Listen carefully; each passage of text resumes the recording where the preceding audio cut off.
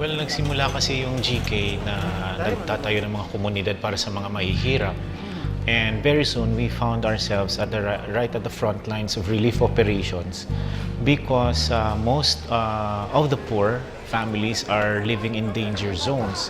So every time there's calamity, sila yung tinatamaan and kaya kami napasabak sa relief operations. It's a good start yung relief operations because we move towards reconstruction.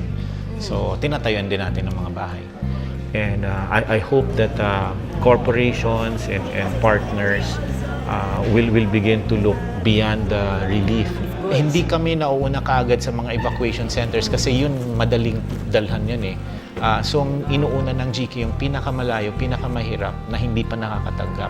Of course, I feel for my hometown, no? But with Gawad Kalinga kasi after working with GK for 10 years and being with Tito Tony.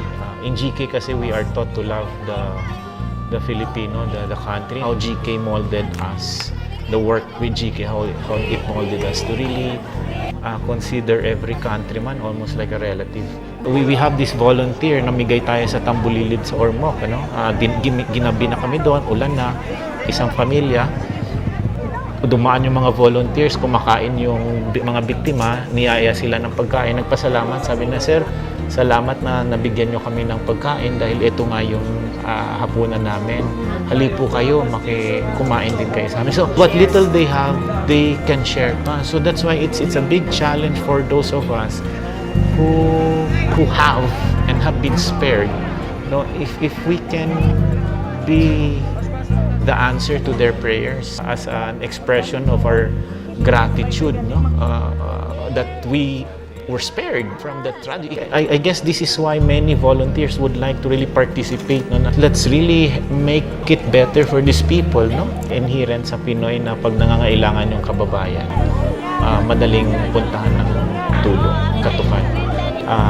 Wala namang maliit o malaking tulong, basta tulong pag Pilipino. So, we have to honor the heroism, no? and let the heroism overwhelm these challenges that we have because people are really giving hard life to reach the victims. No?